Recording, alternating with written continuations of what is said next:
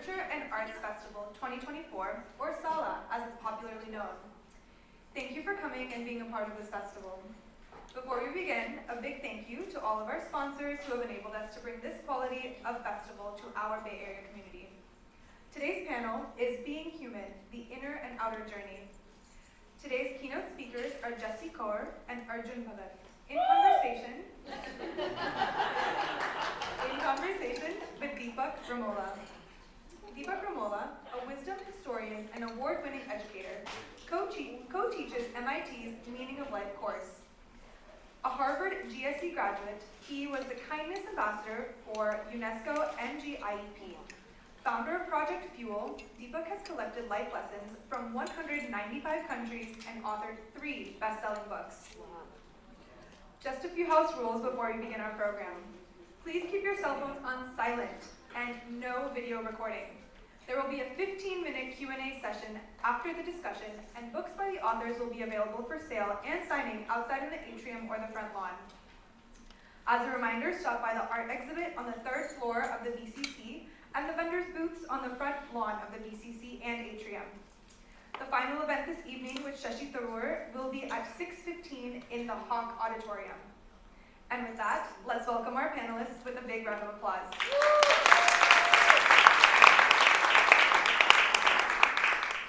Namaste and good afternoon, everyone. I must say, generally if you sit before time on this side of the panel, it's very boring. It's like you see people trickling. I have enjoyed the last 20 minutes of how much they are loved. So many people have just come and hugged and embraced and said so much loving things. I was like, maybe they should ask the questions. So it's an absolute honor to be in the room with all of you and with Arjun and Jessie. And before I introduce Arjun and Jessie, I would like to share this quote, because I was telling a lot of friends this morning what this panel is, being human, inner and outer journey. And one of my friends on the video call this morning, as soon as I said inner and outer journey, went, ooh, deep. And I think there is a wide variety of reactions when you think about inner and outer journeys. The easiest way to absorb and embrace this session is to understand the word Brahmand. The word Brahmand is, while we say Brahma created the universe or the cosmos, in the West it's often translated into universe. But Brahma, Lord Brahma, had to create the space before he created the universe. So when we say, oh, you want my reaction? Let me sleep over it. What you're really negotiating for is the creation of the space, not the reaction. And so to absorb and understand anything that's very profound before creating a reaction to it, to their answers, to my questions, to your own inquiries, create the space to absorb it all. And hopefully the universe of understanding will unfold automatically. So that's my request with everybody.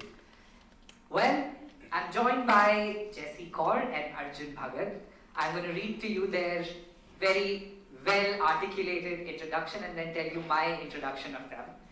Jessie Kaur is an author, poet, and international speaker. She has spoken at the Parliament of World's Religions multiple times and featured in TV shows and award-winning documentaries. She's produced a children's musical book based on her book, The Royal Falcon. Her latest book, Home of the Beloved, encapsulates the Sikh Holy Scriptures' core message in 50 spiritual concepts. What I would like to say about Jessie is she is one of the nicest person who gives the warmest hugs in the Bay Area I can vouch for. So let's put our hands together for Jessie Kaur. Arjun Bhagat is the chairman of Calibrated Group and a partner at Marymount Investors. He has a rich history of building and leading successful companies, including the spin-off and growth of RMSI into a global operation. Arjun is deeply committed into his spiritual journey and seeks to inspire others through his writings. His work is imbued with a profound sense of introspection, spiritual exploration, and he believes in the power of storytelling, and that's why he does a lot of the work he does. But what I love about Arjun is that he asks great questions, so maybe he should be moderating himself, but also that in conversations with him, I have realized how he handles the duality that comes with the materialistic world and the profoundness of spiritual world. So I'm very excited. Can we have a huge round of applause for both of them? So my question to both of you to start with is, as my friends, many people hear the word inner journey and think we've transported ourselves back to the hippie territory, or that there are a gifted few who realize that they were born with the spiritual message and the gift. But this concept of inner journey and outer journey, what does that mean to both of you? And how would you unpack it for us? So maybe Arjun, or Jessie, you can go. Okay, Jessie, please, you do the honors. All right, so inner journey. We're often asked, who are you, right? I'm Jessie Kaur, right? I'm a woman, I'm a wife. These are my roles. I'm so many things. But who am I? This is the question where the inner journey starts, right? And it's a journey that has been more rewarding for me than any other journey, though I love to travel and I keep complaining to my husband that we don't travel enough. But the travel inside is beautiful. They say that no illusion is greater than self-delusion. So we all have this persona, right? That's forever changing. But who are we really? Who are we really? And I want to quote from Guru Granth Sahib, which is where I've gotten my inspiration from. Man tu jyot saroop hai, apna mool pehchan. You are the light. Recognize your true origin, your true worth. So that's the journey. To become or to be aware of the light that we are, right? Because we are the light, except that the light has gotten a bit sullied, a bit darkened, a bit polluted perhaps. It's like that deer that has the fragrance of the musk inside him, and he goes looking everywhere, right? But the musk is inside, and then he never realizes it. So we look for light, we go to temples, we go to pilgrimages, but the real wealth is inside. The real temple is inside. Deepak said Brahman. Gurbani says, Jo Brahmande, Soi Pinde. We are the microcosm of the macrocosm. So to realize our true worth, self-awareness, is the only thing that will lead us to self-actualization. To really let that light shine for us and for the world. And to let everybody else's light shine. And that's about our journey. But I'll stop here. Wow, that is beautiful. So to understand that well, the journey that you take, the microcosm of the macrocosm, Arjun, what would you say is the inner journey, and how does it relate and become important for you? For me, I think it's primarily experiential. I didn't realize that when it started happening when I was maybe about 5 or 6 years old. I started to have experiences, and by the time I was 17, 18, I had just got into college. I had some very profound internal experiences. So I lived life in the external world. For a lot of people, even today, a few people came up and said, "Oh, I didn't know there's this side of you." So I don't wear it on my sleeve. It's not a big part of me. It's there, but because of the experiences I've had, they've been so profoundly impactful that I go out, I'll do things in the world and stuff, but the impact and the changes and the desire to get back to that remains a North Star. And I think as I get older, it becomes even more and more important to stay in that realm. And that is the inner journey. Because as long as the mind is working, as long as the ego is alive, as long as we have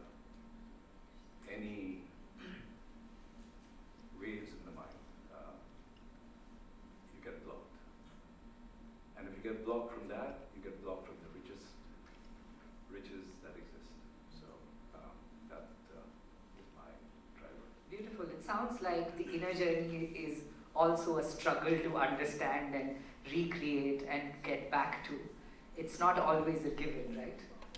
It's not a struggle to understand because it is beyond understanding by definition. So you cannot understand it, but it is a struggle to remember that the baubles of the world, which keep pulling you, are just that. They're only baubles, and this is the real treasure.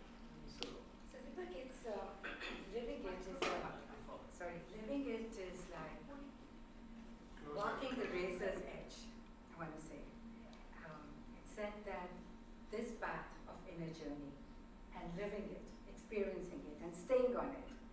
This path is finer than a strand of hair and sharper than a razor's edge. And that's the path we walk when we walk within ourselves. And those are the experiences where we teeter-totter and have to control that monkey mind. Man jeete, jagjeet. We conquer ourselves by conquering the mind, and then we conquer the world. Beautiful. You quote a lot from the Guru Granth Sahib, and you borrow a lot from spiritual scriptures, and I want to sort of investigate that a little. You know, there is the spiritual text, there is the understanding of that text, and then there is this residual stories and values that you pass on to others. Is there any anecdotal story from maybe Guru Granth Sahib or any of the spiritual scriptures that you have read, Jessie, that you want to share with us? Okay, so I'm gonna let me think. Okay, so these are two of my favorite stories. One is for the inner journey, and one is for the outer journey. So Guru Nanak was a traveler, world traveler. His BFF, best friend forever, was Mardana, a Muslim, kind of a mischievous sort of a person, kind of like me, restless, impatient, wanting to know the why and the wherefore, which my husband will attest to. So Guru Nanak asked him one day, he said, Mardana, you're a wise soul, I hope by now. How long do you think you have to live, or we have to live? He said, oh, I know that one. He said, I have seen the sunrise today. I don't know whether I'm going to see it tomorrow. So Guru Nanak said, wow, you take a lot for granted. He said, you've taken one breath. You don't know where the other breath is going to come. And he said, Admi ha ikdami. Just you're assured of one breath. And that's why, sambhalo that breath. Take care of that breath. Dam dam samal. So breath is our connection to the divine, and breath is what we want to make fullest use of in our experience of life. The second story is for the outer world, and that's something I quote all the time. So compassion is truly my dharma, if I were to sum it up, right? There was a big war being waged in the time of Guru Gobind Singh. I think that was about 300 years ago. And we were completely outnumbered by the Mughals, who were very bigoted and trying to convert and take away the civil rights of Hindustan, right? And the army was losing its people and all of that, and they were falling dead, the Sikh army. And then the Sikhs spotted this water bearer who was giving water to the enemy, to the fallen of the enemy. The Sikhs were already outnumbered. They dragged this man to Guru Gobind Singh and said, he needs to be punished. He needs to be hung. So what did he do? So well, he's giving water to the enemy soldiers who are fallen. We're already outnumbered. And so the Guru turns to him and says, well, why are you doing that? May I ask you? He said, you told me to see the divine in everyone. To see you in everyone. And he said, that's what I'm doing. I really don't see friend and foe when I'm giving that water. And the Guru said to him, you are the only one here, you know, these people that are dragged you here, they haven't understood that message of oneness. And he said, the next time you give water, here is a balm that I want you to apply on the wounds of the fallen and enemy soldiers and the Sikhs. because my fight is not against people, it's against tyranny. So that's one of my most favorite stories. And it's profound because that story is a metaphor for our lives today, right? Yes. I mean, we all have challenges, and we all have our own wars, and we all have whatever form of enemies we understand it to be. But extending that compassion to someone sounds like the key message. Those are very powerful stories. Arjun, that brings me to you, this fabric of compassion that Jessie is talking about is nice to understand in an isolated way. But as you were saying, many people walked in here thinking you're going to give investment advice or some capital thing. Sorry to disappoint you, that session is a different one. But you are someone who navigates two worlds of this external achievement and this internal growth. How do the two complement each other? When do they clash? And how do you go from a capital world to a spiritual world that says nothing? Yeah, I actually don't know how it works for me, but maybe it's a little bit like after you learn how to drive the car, you just drive the car and somebody tells you, not in the automatic car, but when you had you got to press the clutch, then you got to, and if you think about it, it doesn't work. But when you do it, you just know how to do it. Having said that, my overriding sort of thread is that I believe this very truly. Every single living being, to survive and to thrive, must do harm to other living beings. It is the nature of being a biological being. I must eat others. I must take services from people. At 11 o'clock at night, I'm in a hotel and somebody's serving me and he's tired or she's tired. I get my enjoyment because this tired person is serving me. And if I can keep this perspective very honestly at the surface, it gets rid of what we humans do very easily, which is judge. That person, they do that bad, or this community does that harm, and so on. I just have to look at myself, and it's very clear that my existence is going to come at the cost. Once I fundamentally understand this, then the journey becomes one of, what can I do to live in such a way that I reduce, I will still do, but reduce the amount of pain and suffering I cause. And then through my acts, through my words, through my being, if I can do a little here and a little there to bring some peace, some solace, help somebody, rescue a fly that's fallen in a swimming pool, or help somebody across the street, right? If I can keep this perspective, then a couple of great things start happening. One is I'll judge less, and I'll always be aware that if there's, what's that thing, the mote in the eye thing, right? Becomes your lived experience. But I'm trying to understand, is that balance? Is that awareness turned into action? Is it a self-monologue that you're having with oneself and saying, hey, you did that bad, but you're doing this good? Like, what does that translate? It just becomes your power. It becomes your way of going about life. So then it doesn't become like a structured thing. In the moment, whatever is in front of you, you have a range of options of reaction or action. And if your whole thought process or your sense of being is, let me try to do the least harm, or let me try to bring a little bit of goodness, then in the moment you will tend to do. It's a way of being, and you said constant vigilance. Constant vigilance. It's- Constant vigilance of your thoughts. It's Turn into actions, which turn into habits. which turn into habits. In Yoga Sutra by Patanjali, he talks about these 3 stages of becoming or true learning. He says the first stage is Shravan, which is consumption. The second stage is Manan, which is reflection. And the third stage, which is the hardest, and probably what Arjun was hinting at when he said, I don't know, is Nididhyasana, which is embodiment. That whatever you have consumed, whatever ideology, philosophy drives you, you become it. Yes. So that you can't distinguish between the articulation of it and the becoming of it or the being of it.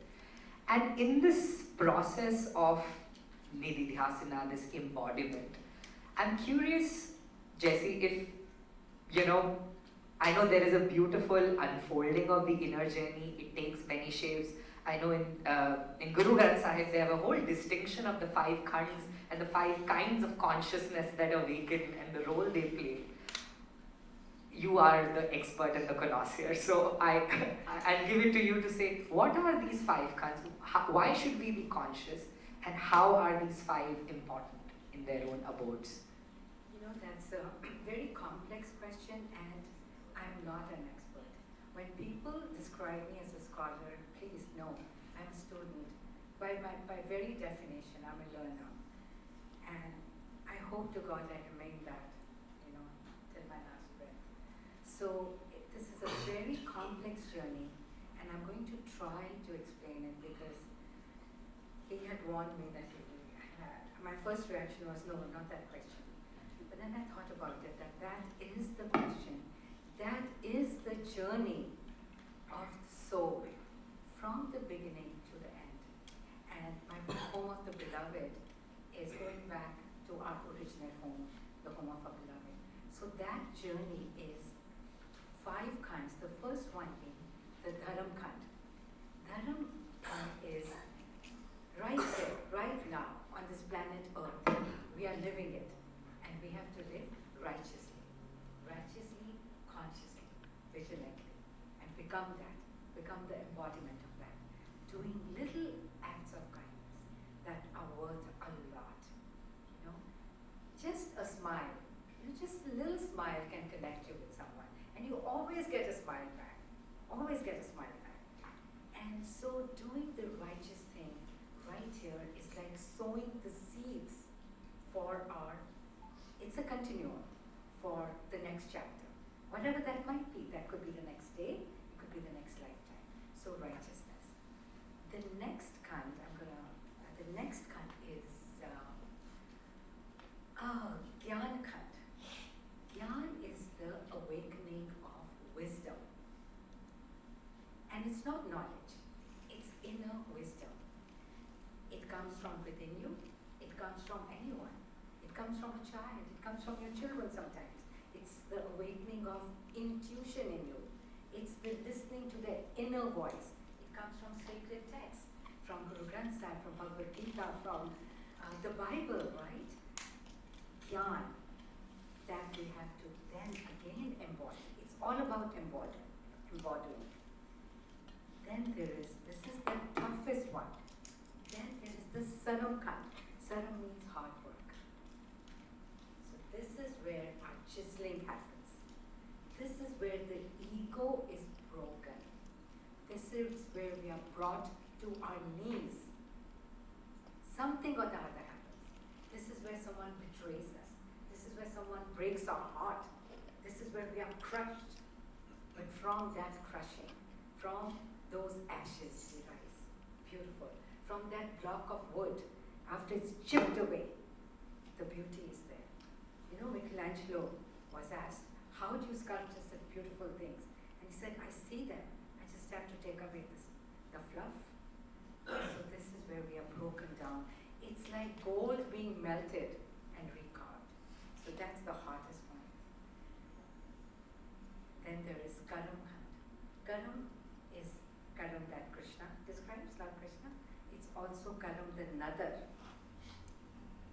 Through all of this process, hopefully we become deserving of grace and Nadar. It's always falling. It's always there. But we become receptive to it because, as you said, the ego has gotten out of the way. Right? So that's the Nadar khand. This is the Karam khand. And then there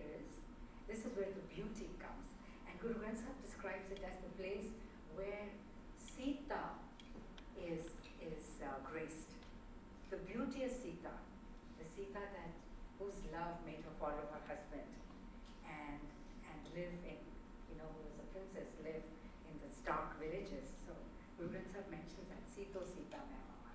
And the last one, so there is Dharm, there is Gyan, there is Sarum, there is Nadan, and the last one is Sachkhand.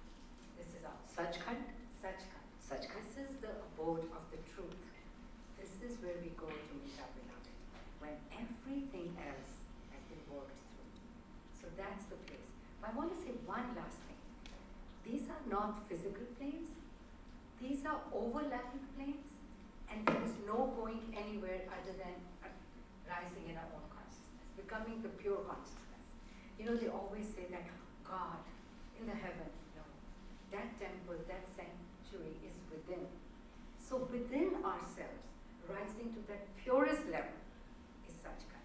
And maybe there are other realities that we go to, but for me, my temple, my pilgrimage is within. So Wow, that's so beautiful. I think that deserves a huge round of applause. I'm so glad I pushed you into answering it. The first time I told her, I said, can you talk about the 5 abodes of consciousness? She said, that's a 3-hour talk. I said, yes, can you do it in like less than 3 minutes? I'm so glad you described it, because that righteousness to intuition, to chiseling, to deed, to the truth, seems like an actionable step to even just understand, right?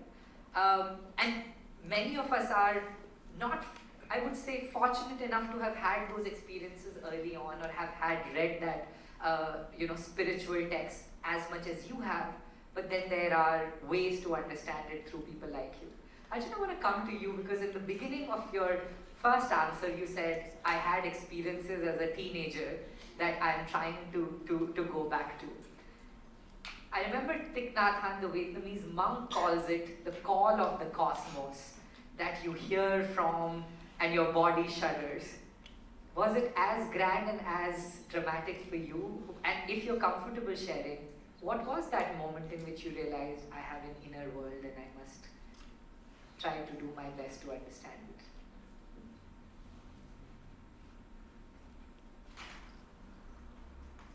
So, I can talk briefly. I've talked through my 17 years, but the experiences have been continual and continue to carry on. So it luckily didn't stop. I think for me, one of the most blessed things that I have been allowed to have is that the experiences have been very varied, and this is one of the reasons why I'm a big proponent for the dharmic traditions, especially coming out of the Indian subcontinent, is that I don't believe there's any other culture or any other civilization that has treated the spiritual subject as dispassionately, as scientifically, as experientially and experimentally, validation, etc. There's been nobody else that's done it. So the beauty is that I think anybody who has any kind of experiences, if you go and search in the corpus, you're going to find some writings, because there's been somebody else who's been there, done that, and put it down. And that has been, it's a boon for anybody on this journey. And for me, the blessings that I have is, there are experiences that I can, like when Lord Krishna talks about, I am the pearl, etc. There's Kundalini experiences, there are lights and sounds experiences. So it seems like at different stages I've been given these opportunities to experience these, and then read and find that it's all covered somewhere or the other, and to a much greater depth. And it allows to give me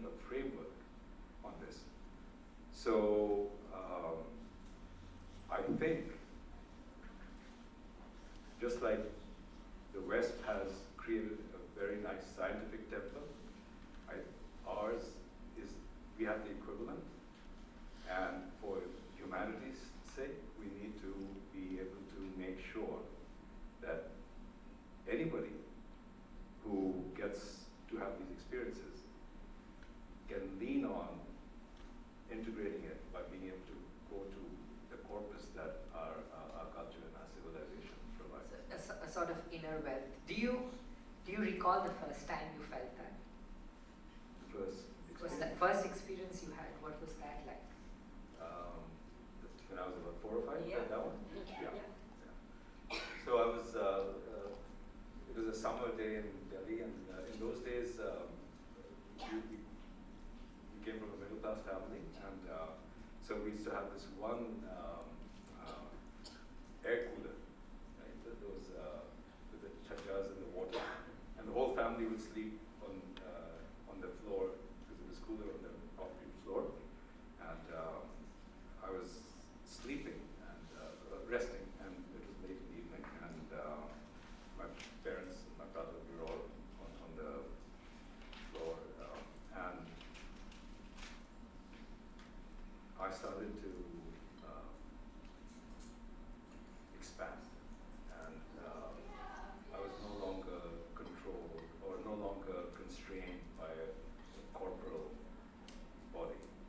And it started with, it was this very old building, and I can see the ceiling, and I just started to grow and expand, and where the ceiling just felt like it's getting closer and closer, and then I just flew past You're 4 or 5 years old at this point. somewhere. Oh wow, okay. And I just, of course, at that time I had no idea what was happening, but it was just, and then along with that, I'm describing the sensation, but I mean not the sensation, what I'm experiencing, but the sensation was bliss always. With all of these experiences, bliss is always attached. It just, you can almost take that for granted. But then I just expanded, and I flew out of the house, the place we were living in, and I just kept expanding into space. And When you felt that, it happened. It lasted for about a few months where it happened. and even as a child, you were able to acknowledge it, or did you dismiss it as, am I hallucinating for lack of You know, word? it's just, I wanted to keep having it because it was so blissful, but Okay. there was no sense of this is a spiritual experience. That came with later understanding. I'm curious, how many people, what Arjun is describing, the sense of bliss that is hard to articulate and express, if just by show of hands, how many of you felt that in some part of your life? Wow, okay, that's amazing. So there is this sense of, self-knowing and self-feeling that. But I wonder for the rest of us who are mere mortals, not lying down under the cooler and experiencing this, what is the role of a teacher? And maybe you start, Jessie, because I know the role of teacher is so embodied in so much of the writings that you write about, and then Arjun can build on it. But what's the role of a teacher in this entire process? And how do we find the right teacher who can make us feel the bliss he's just talking about? We always need a teacher, right? Parents are our first teachers. Like I said, our kids become our teachers. But who is a guru? What does the guru do? And who is the guru? So for me, again, the guru is not a person. It's not a picture. It's not a physical body. The guru is the word. In the beginning there was the word. The guru is the light. And the word is what we have that Arjun was referring to, our sacred texts. We are so blessed to be raised in that environment where sacred texts are part of our upbringing. The bells, everything else. The bell is the sound, one of the sounds that you hear on the journey. It's the bell. And that sound comes from within us. I remember when I first heard it, I went looking for it. And I couldn't find it. And then I realized what it was. I was led to Swami Muktananda's book. So that became my guru in that moment. He talked about the blueprint when I started seeing. The guru comes when you're ready for it. The guru comes in any form. For me, my guru is the Shabad Guru. I was fascinated by Guru Gobind Singh's personality when when I was younger. This handsome man, this colorful turban, jewels, brave, courageous, putting courage in you. And then I moved from him to the Shabad Guru, and the Shabad Guru comes to me from sacred text. So anyone or anything can be your guru as long as it serves as a tool. You awaken the Guru within you too. Like I said, Jo Brahmande Sorupinde, that knowledge is within us. That wellspring of joy that he's referring to is accessible to everyone. We're not special people. I'm a very regular person, a very ordinary person. But I feel that I've experienced grace because of having tapped that wellspring of Anand, that joy. It's not there all the time. I put down, ordinary person, like ordinary hurts. But then I bounce back. And that's because of the ability to tap into that source. So we can't order it on Amazon. What we're talking about, right? It's your breath, it's the silence that will unravel the mysteries, that will really bring you to that spot where you realize A, that you are a speck, and B, that you are infinite. Both. The speck becomes the expansion. And you feel that. And sometimes, I go with Gujo to these meditations, and we share our experience, and he has that capability of expansion, and sometimes I have that and sometimes I don't. And Arjun said it so beautifully the first time I met him, and he hasn't said it, so with your permission, he said, I still have that ego, but I always want to be that light. Remember saying that? And have that experience. And the message I want to give is that it's accessible to all of us. We're sitting on this side, but we're not any more special than any one of them. You just have to access it, to tap it. That's really, really beautiful. But I must say, as you both are saying that, you sound like two very special people. I'm like, what's the cheat sheet to get this? What's the easiest way to find the tool, the vehicle, the resource to get to that? And I know, that in Sanskrit, there is a beautiful distinction of different kinds of teachers. We often say teacher equals to guru, or, you hear the word guru now everywhere. Everyone on TV is a guru, media guru, entertainment guru. But in Sanskrit, there is this categorization of somebody who has information is called an adhyapak. The one who has an information along with skill set is called an acharya. The one who teaches you an expert view on the subject you are discussing is called a pandit. The one who has a visionary view on the expert opinion is called a drishta. And the one who truly takes you from ignorance to enlightenment, from darkness to profound light, is the guru. So I think what I'm also taking away from what you're saying is, don't throw around the word guru just like that. Allow yourself to see who's taking you to that next path. Sangat is very important. Sangat. Company is very important. Sangat can uplift you. Sangat can also drag you down. So I'm becoming very stingy about who I want to hang out with. I don't like big gatherings. They deplete me. But then when I'm with people that elevate and uplift me, that's where I want to be. So be conscious of that also. So spring clean your Instagram, whoever you're following. Just be very conscious. Start there, right? The Sangat. Arjun, you lead so many satsangs, and you curate these sangats in which people come together to not only understand themselves, but understand themselves through the other. And beautifully, of whatever I read in the process of preparing for this panel, I could see how many people give you the honor and distinction of being that teacher, being that rehbar, being that guru that allows them to access this. My question to you is not that, how do you be the school guru? My question to you is, what are the obstacles you see people finding in this process of inner journey? What are they most struggling or talking about in your satsangs and your sessions? Actually, that's pretty simple. It's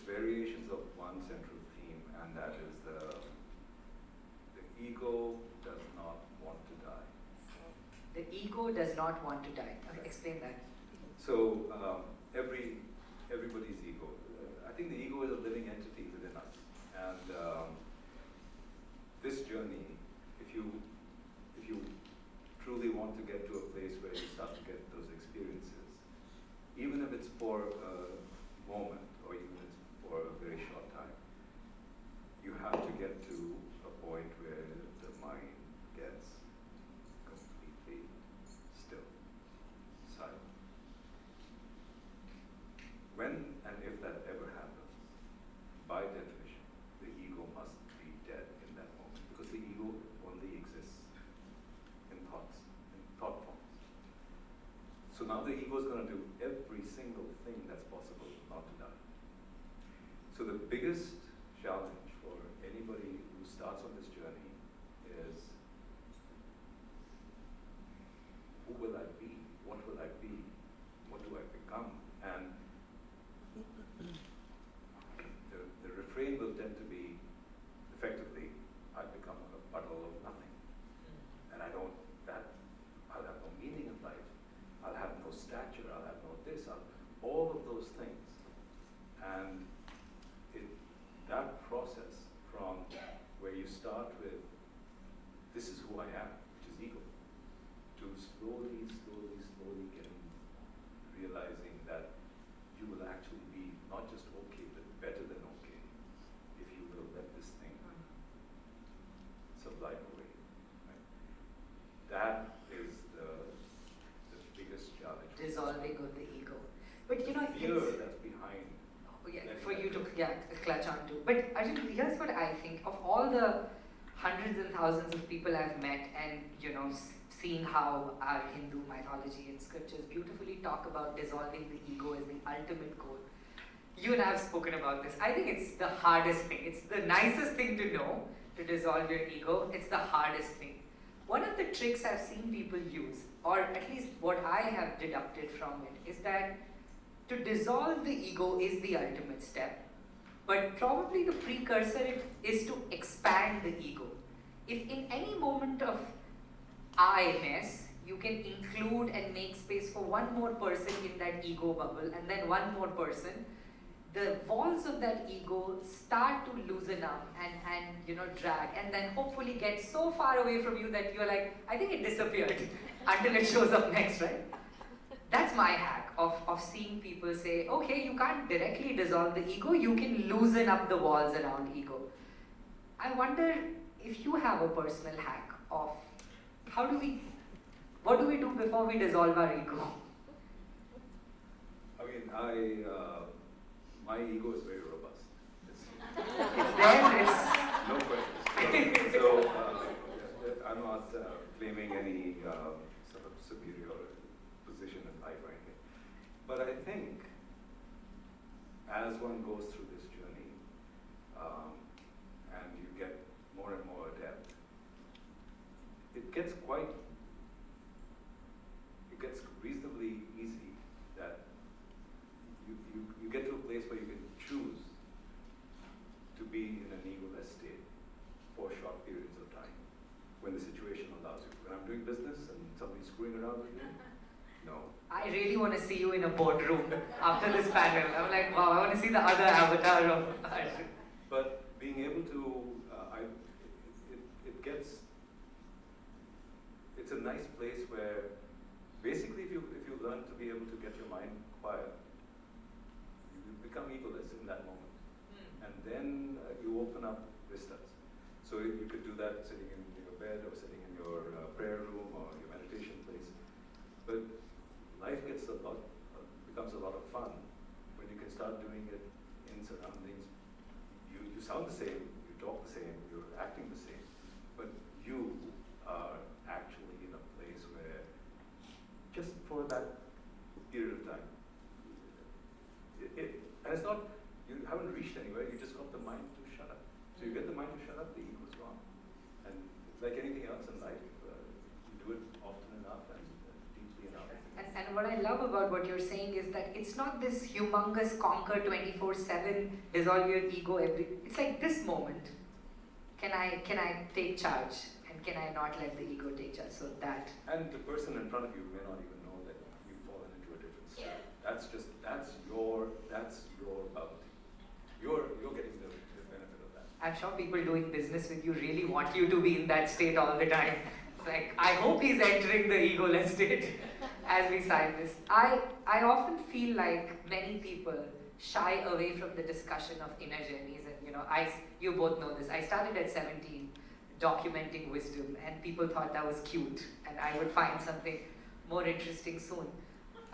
So it's often related to a conversation in your older years with grey hair and nice experience gathered together. This question and this journey of finding yourself and understanding the supreme in you, you as the supreme, whatever you call it, whether you believe it in God or call it the same name, is something that everybody struggles in different phases of their life. How do we start? Where do we begin our process? Is what I would like for you to, and really like a cheat sheet, because like panels, we only have 24 hours in life, so. Deepak, in one word, I would say ingratitude. Ingratitude for every moment. Ingratitude. Shukra for this. Shukra for.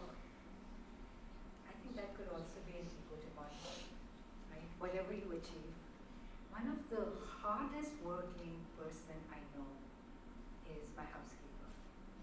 She's been with us for 20 years. She has just started slowing down. So much Chartika, ascension of spirit, right? Always happy. Makes a little bit of money. Always in gratitude. And what the gifts we have, they are huge. Huge. So if there is any success, and the trappings of success, whatever, what is the real success? The real success is that joy. And that's success for me. But to be in gratitude for me, then it takes me out of the me. If something good is happening, if an achievement has happened, if someone has given me a hug, if I feel loved, and even when I'm down, Shukra for that moment of learning, Dukh daru, Sukh ropya. Sometimes Dukh becomes the pivotal turning point, right? Where to pivot. And so just to be in gratitude will begin us on that journey. And it's something all of us have heard, but to start practicing it, really, I remember my very good friends, she had taught this lesson to them. The two of them were walking, and the older one fell down, and the little one says, "Shukar, Shukar, Babaji, she hasn't died." So just start practicing. Shukar, Shukar. I mean, to me, that is so beautiful, and I think that is an ego buster. As they say, if thank you is the only prayer you ever say, that should be enough. So maybe starting with that. Arjun, what would you say? Where do we begin? I would echo exactly that, and I'd just say when you're living through ego, the primary drivers are anxiety, fear, worry, conversations in the head. What is somebody thinking about me? Blah blah blah. That's what's going on. And so there's a plethora of paths that you can have, which are all in that direction. Or you can have this other side, which is love, connection, gratitude. And so I would, maybe instead of gratitude, I would, for me it would be love, the sense of connecting towards everything. So if you just feel this power that this is a nice person, that's a nice animal, this is a beautiful scenery. It's because love cannot exist with Fear. with fear. It's one or the other, and fear comes from ego because you're afraid of something being taken away or something that's going to do you harm. And interconnectedness is so beautiful, and it's so real. very naive. There are no strangers. Really. You spend 5 minutes with someone, and if you are open, I mean, even those 5 minutes, even if they, I don't know, they fill you with joy. But to be open to that, I think, is the hardest of all. And as you realize that you can go on to that path, I want to open it up to Q&A from the audience. But I want to ask you both one last question, because I know both of you are people of faith, believe in God. When you both meet God someday, hopefully, what do you think you will say to him or her or them?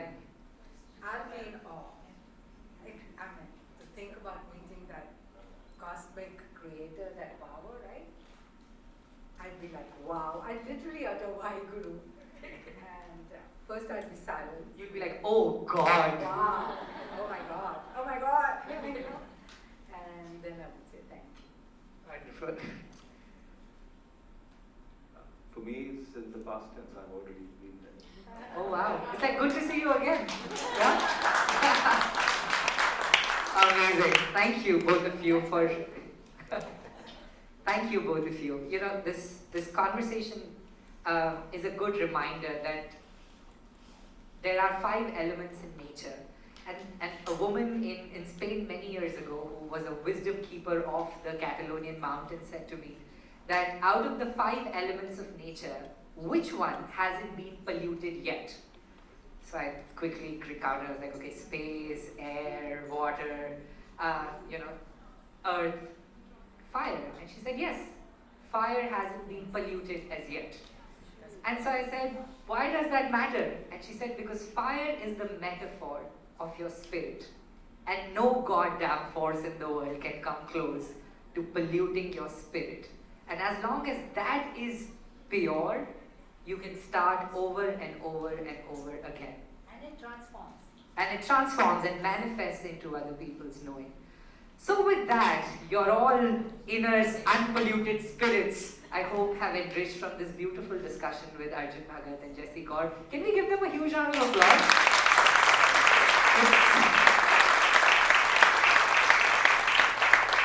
It's not easy to manage the dualities of a capitalistic world and a spiritual world and be able to talk about with so much openness and grace. Questions for you. Let's see if anyone. Okay, I saw the first hand.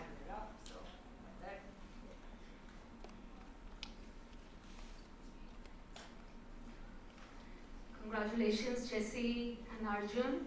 My question is this, that ego loves to preen or it likes to suffer. I'm talking about ego. So spiritual ego is also very huge. So when we say that there is no ego, Arjun, I agree with you that it is a minute here or there when ego is not there. So when we are preening in whatever titles, positions we have is interesting, and ego also likes to suffer.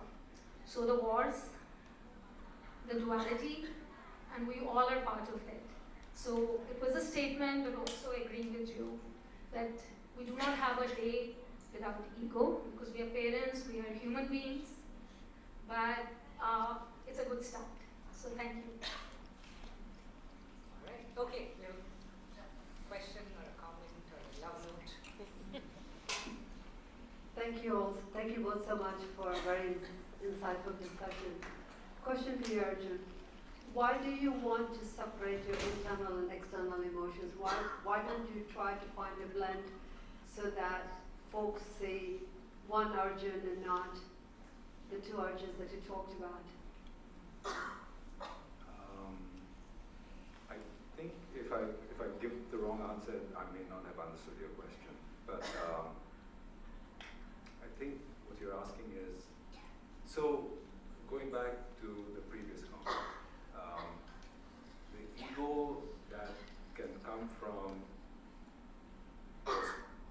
this sense of being a spiritually advanced person is going to be, I think, one of the most damaging ego developments that can occur. So, and for people who come and do satsang with me, they know how unhappy or uncomfortable I get when they start calling me a guru or giving me any kind of that thing, because it's scary for me if that's something I start to drink that Kool-Aid. So therefore, when I go out in the world and I'm being in business and stuff, I'm not going to drop I'm this spiritually advanced guy, or I'm this trustworthy person because I'm a God-fearing, etc., etc. So I keep that whole thing away. It's an inner journey. I'm just dealing with you. Our relationship here is business. We're trying to do sometimes zero sum, sometimes we're working together to build something that we both benefit. Many times it is zero sum. I'm in real estate. There's a lot of zero sum stuff going on there. In the tech world, there's a lot more symbiotically we can get together and build something. So when there's zero sum, if I'm going to throw out any spiritual stuff, it wouldn't, on multiple layers, it would not be, I think, the correct thing to do. So, but when I'm on something like this, or when we're doing satsang together, then I'm very comfortable being in a different persona. But I do not, I really want to have, if I get that ego of being a spiritually advanced or enlightened person, I'm in deep, deep doo-doo on my own journey. Thank you. Thank you. Anyone? Yeah, this mic right behind you. Hi, I'm Sanjita.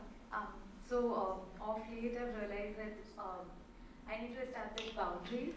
And since we're talking about like internal and external worlds, I'm constantly grappling with how do I maintain my boundaries but also be engaged with the community and with the people. So I've always been like very trusting of people, but now I've become like very protective. So I just want to understand how can I establish that balance and maintain my inner peace as well as outer peace. Thank you. Boundaries are good. But don't let them become walls.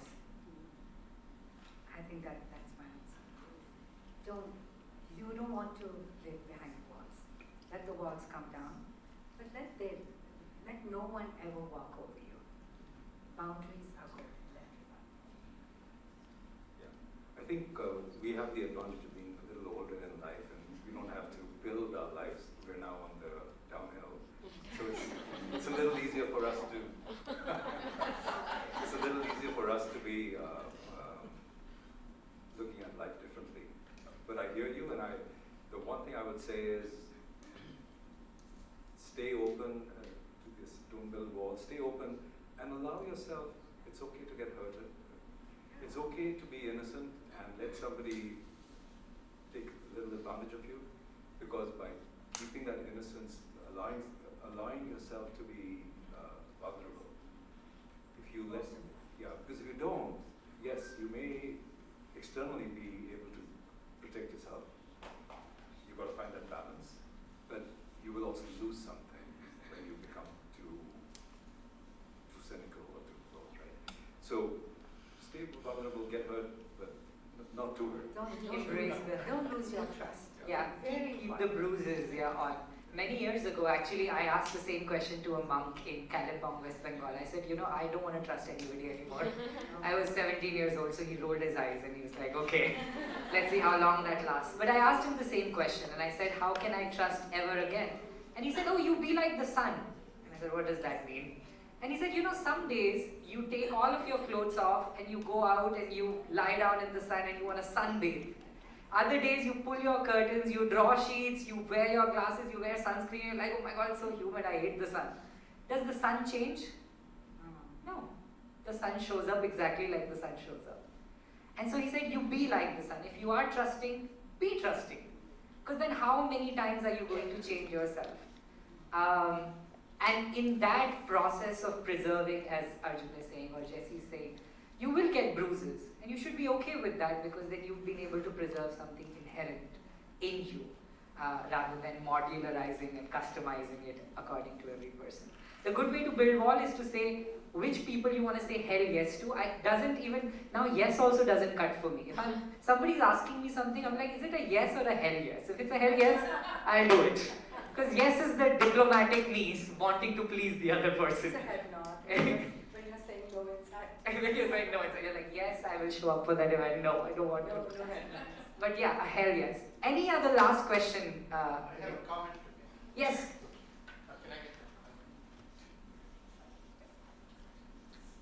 Can I get that? All right. Personally delivered by a beautiful young lady here. So, this may sound like a commercial, but it's coming from my heart. I have known Arjun ji for the last 5 years, and I start my Monday mornings with a program called Gyan Yoga Satsang, and that is done from 8:30 to 10 a.m. every Monday morning, and I've missed very few of them, and only when I'm traveling. And Arjun ji came into our life through ICC, India Community Center, and he became a director there, board of directors, and he volunteered his service. And then COVID happened, and we started doing it on Zoom. And that was the day, somewhere in 2020, when I listened to him. You need to, if you have time, like I said, I don't start my week till I listen to Arjun ji. And we talk on Ashtavakra Gita. There is a document called Ashtavakra Gita. Some of you may know about that one. To me, it's deeper than the other Bhagavad read. And that's what he gives a talk on that. He's an amazing, amazing person. He is a guru to us, but we don't go calling him Guruji or touching his feet or all that. He's just a normal human being with us. And he gets into the deep aspects of ego, living in the moment, really be connecting inner and outer together to the point of that you're happy all the time. He leads us in that direction, and it's very, very effective. There are people, we have lots of people who come and join us. We all enjoy it very much, so I wanted to bring it to your attention. Jessie, I don't know if you have any program or not, but I wanted to give a, and it's been a very, very powerful session for us. We are all benefiting from it, and I'm prime candidate that who attended. So I just wanted to bring that to your attention. Thank you for the session. Really enjoyed it. Thank you. I promise you that wasn't a plug, so thank you for vouching everything. Question? Okay, the person right behind you had a question. Is it good time? Oh, we've reached time. So we're going to continue this offline, off the panel, but I want you to join me in once again giving a huge round of applause to Arjun and Jessie. Thank you for being our teachers and taking us on this path of inner journey. Thank you so much, Arjun. Thank you. Thank you everybody for joining.